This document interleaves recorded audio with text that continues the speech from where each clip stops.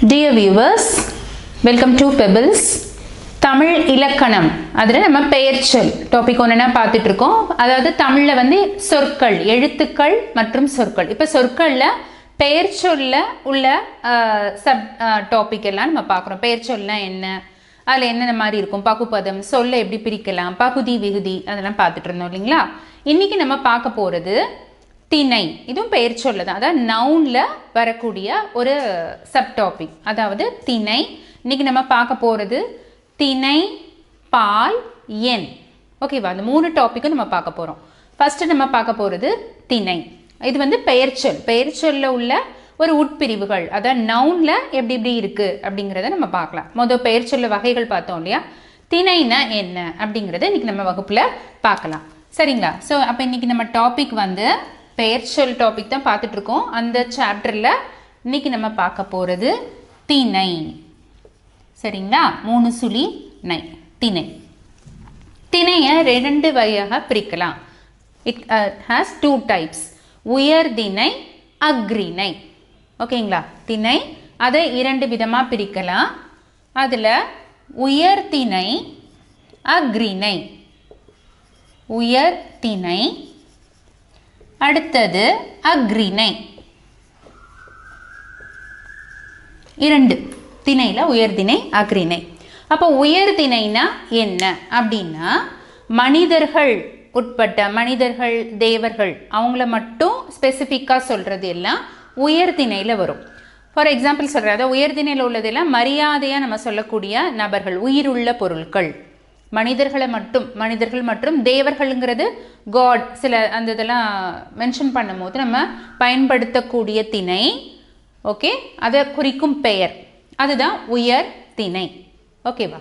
அடுத்து அக்ரிணை அப்படின்னா இதில் எதெல்லாம் ஸ்பெசிஃபை பண்ணலையோ, ஓகேவா, மனிதர்கள் அல்லாத, தேவர்கள் அல்லாத பிற உயிர்கள், ஓகேங்களா, பிற உயிர்கள், உயிரற்ற பொருள்கள், இது எல்லாத்தையும் நம்ம சொல்கிறது அக்ரிணை. ஓகேவா. இப்போ எடுத்துக்காட்டுடன் சொன்னால் உங்களுக்கு ரொம்ப ஈஸியாக புரியும். அப்போ உயர்திணைங்கிறது மனிதர்கள், தேவர்கள்னு சொன்னேன். அப்போ உயர்திணையில் யார் யார் வருவாங்க, அக்ரிணையில் யார் யார் வருவாங்க. அப்போ உயர்திணையில் எக்ஸாம்பிள் சொல்லணும்னா அரசன். சரிங்களா. அப்புறம் உறவு முறைகளில் உள்ள அம்மா, அப்பா, ஆசிரியர், மாணவன். சரிங்களா. மாணவன், இவங்கெல்லாம் எதில் வந்துடுறாங்க, உயர்திணை. அப்போ மனிதர்கள் மற்றும் தேவர்கள், தேவர்களில் உள்ளதில் தேவர்கள்ல மென்ஷன் பண்ணலாம். தேவர்களுங்கிறது தெரியும் இல்லையா, அவங்களுக்கு இதிகாசங்களில் அதாவது உள்ள கதாபாத்திரங்கள் தேவர்கள். ஓகேங்களா. அதெல்லாம் வந்து உயர்திணையில் வரும். அடுத்து அக்ரிணை. அக்ரிணை அதாவது மனிதர்கள் அல்லாத பிற பொருள்கள் எல்லாம் நம்ம குறிக்கிறது அக்ரிணை. அப்போ அக்ரிணைக்கு என்னென்ன வரும், ஆடு, உயிருள்ள பொருள்.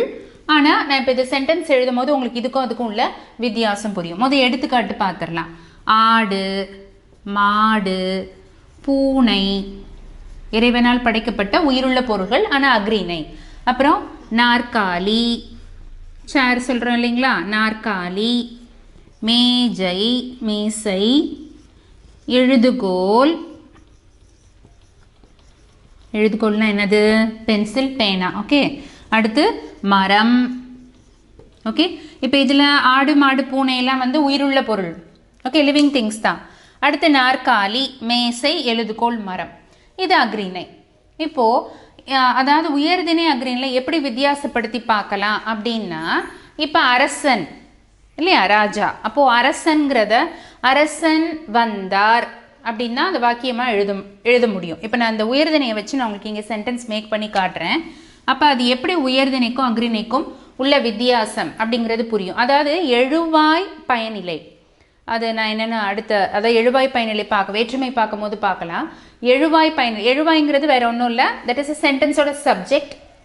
பயனிலைங்கிறது அந்த சென்டென்ஸோட ப்ரெடிகேட். ஓகே, இங்கிலீஷ் கிராமர் தெரிஞ்சுட்டு தான் உங்களுக்கு எளிமையாக புரியும்.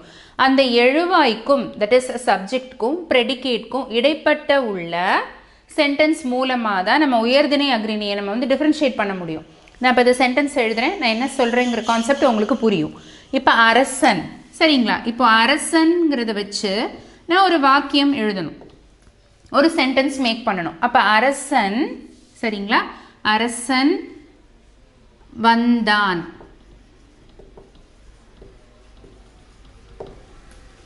சரிங்களா. அடுத்து அம்மா சமைத்தார். அடுத்து அப்பா, அப்பா அப்பா வந்து வந்தார். ஆசிரியர், ஆசிரியர் கண்டித்தார். கண்டித்தார்னா தெரியுங்களா, ஒரு ஆலோசனை கூறி ஒருத்தர் தவறை தட்டி கேட்கிறது. அடுத்து மாணவன், மாணவன் சென்றான். உயர்திணை எடுத்துக்காட்டுல இருந்து அதை வாக்கியமா அமைக்கிறேன். அடுத்து தேவர்கள் வந்தனர். சரிங்களா. இப்போ இது வந்து எழுவாய். அரசன்கிறது இங்க என்னது, எழுவாய், தட் இஸ் சப்ஜெக்ட். வந்தான், சரிங்களா. அப்போ இது பயனிலை. அப்போ எழுவாய்க்கும் பயனிலைக்கும் உள்ள அர்த்தத்தை வச்சுதான் உயர்திணைன்னு சொன்னேன். எது எது எப்படின்னா, அதாவது அரசன் வந்தான்னா அது வந்து ஒரு உயர்திணைக்குரிய ஒரு நபர், ஒரு பர்சன். அப்போ வந்தான், அப்போ இந்த வாக்கியத்தை அரசன் வந்தது அப்படின்னா அது தவறு. புரிஞ்சுக்கிட்டீங்களா. அம்மா சமைத்தார், உணவு சமைக்கிறாங்க, அம்மா சமைச்சது அப்படிங்கிறது சொல்லக்கூடாது, தவறு. அடுத்து அப்பா வந்தார், அப்பா வந்தது. ஆசிரியர் கண்டித்தார், ஆசிரியர் கண்டித்தது. மாணவன் சென்றான், மாணவன் சென்றது. தேவர்கள் வந்தனர், தேவர்கள் சென்றது, வந்தது. புரியுதுங்களா. அப்போ பயனிலைங்கிறது எழுவாய்க்கும் பயனிலைக்கும் உள்ள தொடர்பு நிலை வைத்து தான் இதெல்லாம் உயர்திணை அப்படின்னு நம்ம வந்து அதை வந்து டிட்டர்மைன் பண்ண முடியும். அப்போது இந்த வாக்கியத்தை எப்படி எழுதக்கூடாது, அப்போ இவங்க எல்லாம் என்னது, உயர்திணையை சேர்ந்தவர்கள், மனிதர்கள் மற்றும் தேவர்கள், அதாவது ரெஸ்பெக்டிவ் பர்சன், இவங்க எல்லாம் உயர்திணை. இவங்கள போய் இப்போ அரசன் வந்தது, அம்மா சமைச்சிச்சு அப்படின்னு நம்ம என்னது ஒருமையில் அது வந்து மரியாதை காரணமாக, அது மாதிரி தமிழ் வழக்கில் அந்த மாதிரி கிடையாது. அதுதான் இலக்கண நூல். தொல்காப்பியம்ங்கிற இலக்கண நூல் தான் தமிழில் ரொம்ப பழமையான இலக்கண நூல்ங்கிறது தொல்காப்பியம். அதில் உள்ள குறிப்புகளில் தான் இந்த மாதிரி கொடுத்துருக்காங்க. அதாவது உயர்திணை அப்படிங்கிறது மனிதர்கள் அல்லாத தேவர்களுடைய பெயர்கள் மற்றும் எழுவாய்க்கும் பயனிலுக்கும் உள்ள தொடர்பை வைத்து தான் நம்ம இதை என்ன சொல்கிறோம், அதாவது இந்த சென்டென்ஸை நம்ம வாக்கியத்தை மாற்றி அமைக்க முடியாது. சரிங்களா. அடுத்து அக்ரிணை. இப்போது இந்த இந்த சென்டென்ஸ் நான் அழைச்சிட்றேன். அப்போ அக்ரிணை அப்படிங்கிறது மனிதர்கள் அல்லாத பிற உயிர்கள்ங்கிறது லிவிங் திங்ஸாகவும் இருக்கலாம், இல்லைன்னா அக்ரிணை பொருள்கள்ங்கிறது non living things. Okay, manmade things, non living things, அது எல்லாமே அக்ரிணை வருது. இப்போது நான் இந்த வாக்கியத்தை நான் வேணும்னு தவறாக எழுதி காட்டுறேன், உங்களுக்கு அப்போ அந்த புரியும். இப்போ அக்ரிணையை வச்சு நான் வாக்கியம் அமைக்க போகிறேன். ஆடு வந்தார். ஒரு வாக்கியம் நான் தவறாக எழுதுகிறேன், இது வந்து தவறு. இப்போ புரியுதுங்களா.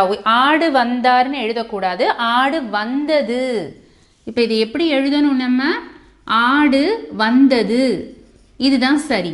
அப்போது இந்த எழுவாய்க்கும் பயனிலைக்கும் உள்ள தொடர்பை வைத்து தான் இது அக்ரிணையா உயர்திணையான்னு நம்ம என்ன செய்ய முடியும், ஃபார்ம் பண்ண முடியும். அப்போ வந்தாருங்கிறது இப்போ இந்த அனிமல்ஸ்க்கெல்லாம் நம்ம மரியாதை கொடுக்க வேண்டியங்கிற நிமித்தம் கிடையாது. புரிஞ்சுக்கிட்டீங்களா. இப்போ மாடு, அதே தான், மாடு வந்தது அப்படி தான் எழுதணும். பூனை சென்றது, பூனை உண்டது, பூனை தூங்கியது. நாற்காலி அங்கு உள்ளது. அடுத்து மேசை, மேசையில் என் எழுதுகோல் உள்ளது. அப்போ மேசையை நகர்த்து, எழுதுகோலை எடு, மரம் நடு. சரிங்களா. மரம் பிடுங்கப்பட்டது. அப்போ இதெல்லாம் வாக்கியம் அமைச்சோன்னா ஒருமையில் சொன்னா போதும். இதுக்கு வந்து இப்போ பூனை நடந்தார், நாற்காலி சென்றது, மேசை அது வந்து உயிரற்ற பொருள், இயங்கு நிலையிலே இருக்காது, சரிங்களா, மூமெண்ட் ஆகாது. அப்போ அதை வந்து மரியாதை நிமித்தமாக சொல்லக்கூடாது. அப்போது என்ன கான்செப்ட்னா, எதெல்லாம் மரியாதை நிமித்தமாக நம்ம சொல்கிறோமோ, ரெஸ்பெக்டிவாக சொல்கிறோமோ, அது எல்லாம் எதனுள்ள அடங்கும்? உயர்திணை. ஓகேங்களா?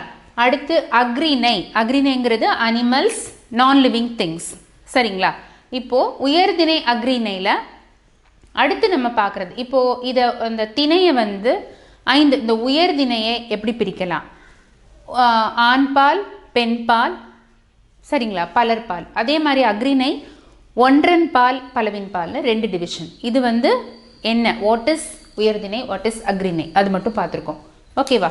அடுத்து இப்போ நம்ம பார்க்க போகிறது உயர்திணையின் வகைகளையும் அக்ரிணையோட வகைகளையும் நம்ம அடுத்து பார்க்கலாம். ஓகேவா? இது வந்து இந்த மாதிரி எழுதிட்டு நீங்களே சென்டென்ஸ் மேக் பண்ணி பாருங்கள். ஓகேவா? அக்ரிணை வச்சு சென்டென்ஸ் மேக் பண்ணுங்கள், உயர்திணை வச்சு மேக் பண்ணி பாருங்கள். அப்போ வந்து அந்த எழுவாய் பயனிலையை வச்சு நம்ம எப்படி சென்டென்ஸ் அமைக்கணுங்கிறது உங்களுக்கு தெளிவாக புரியும். ஓகேவா? அடுத்து இப்போது உயர்திணையை வந்து 3 விதமாக பிரிக்கலான்னு சொன்னேன். சரிங்களா? அப்போ உயர்திணையை எப்படி பிரிக்கிறோம் அப்படின்னா, ஆண்பால், பெண்பால் மற்றும் பலர்பால். சரிங்களா? இப்போ இது திணையிலிருந்து இன்னொரு ஹெட்டிங் என்னது? பால். இன்னைக்கு நம்ம பார்க்குறது திணை, பால், எண் 3 சப்டாபிக் சொல்லியிருந்தேன் இல்லையா? இப்போ இது வந்து திணை பார்த்ததில் உயர்திணை அக்ரிணை முடிச்சிருக்கோம். அகெயின் உயர்திணையை நம்ம 3 சப்டாபிக்காக பிரிச்சிருக்கோம். ஆண்பால், பெண்பால், பலர்பால். ஓகே. அண்ட் அக்ரிணையை 2 விதமாக பிரிக்கலாம். அக்ரிணையை எப்படி பிரிக்கலாம்? அக்ரிணையை பிரிக்கிறது ஒன்றன் பால் மற்றும் பலவின் பால்.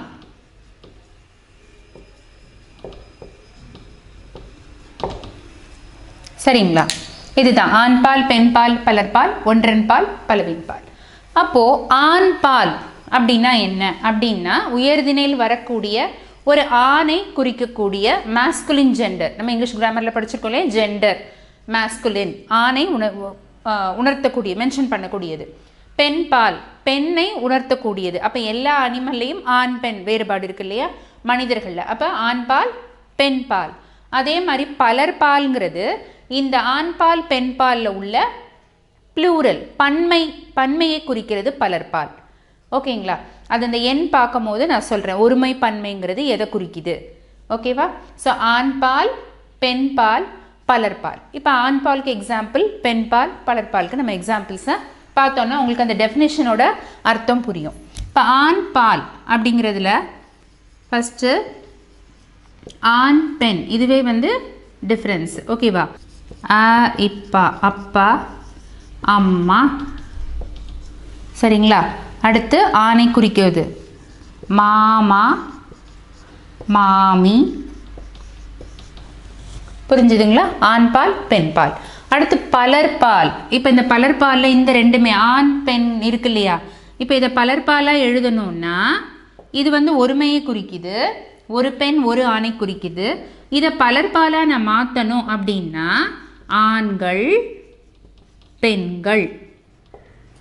புரிஞ்சுக்கிட்டீங்களா? அப்போ இதுதான் பலர்பால். அதாவது திணையில் உள்ள 3 டைப்ஸ். அடுத்து அக்ரிணையில் நான் எதுனா சொல்லியிருக்கேன், அதாவது animals name, man-made things, non living things, உயிரற்ற பொருள், மனிதனால் உருவாக்கப்பட்ட பொருள் மற்றும் மற்ற உயிர்கள், ஆடு, மாடு போன்ற விலங்குகள், மனிதர்கள் அல்லாததை குறிக்கிறது அக்ரிணை. அப்போ ஒன்றன் பால்னா அந்த அக்ரிணையில் உள்ள ஒன்றை மட்டும் குறிப்பது, ஒரு பர்சன். அப்போது ஒன்றன் பாலுக்கு எடுத்துக்காட்டு ஆடு. இப்போ பலவின் பால்ங்கிறது இந்த ஒன்றன் பாலை குறிக்கக்கூடிய அக்ரிணை சொல்லை ப்ளூரலாக மாற்றணும், பன்மையாக மாற்றணும்.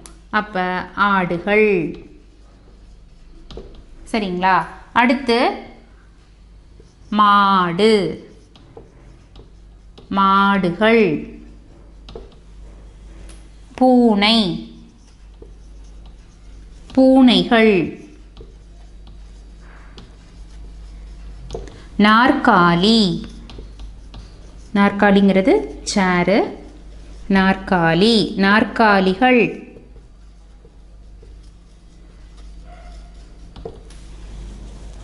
சரிங்களா? அப்போது இதுதான், இது வந்து அதான் முதல் திணை, உயர்திணை, அக்ரிணை பார்த்தோம். அடுத்து உயர்திணையில் உள்ள 3 வகை ஆண்பால் பெண்பால் பலர்பால். ஆணை உணர்த்துவது, பெண்ணை குறிப்பது, ஆண் பெண்ணில் உள்ள பன்மை பொருள், அதான் பலர்பால். அதே மாதிரி அக்ரிணில 2 விதம், ஒன்றன் பால் பலவின் பால். அக்ரிணில் உள்ள ஒன்றன் பால்ங்கிறது அந்த அக்ரிணை சொல்லில் உள்ள ஒருமை எண்ணை குறிப்பது, அக்ரிணில உள்ள பன்மை சொல்லி குறிப்பது பலவின் பால். இதுதான் நம்மளுடைய பால். அடுத்து நம்ம பார்க்க போகிறது திணை பால் முடிச்சிருக்கோம். அடுத்து நம்ம பார்க்க போகிறது எண். எண்ணா என்ன, அதாவது உயர்தனி அக்ரிணிலே உள்ள ஒருமை பன்மை என்ன என்கிறத நம்ம பார்க்கலாம்.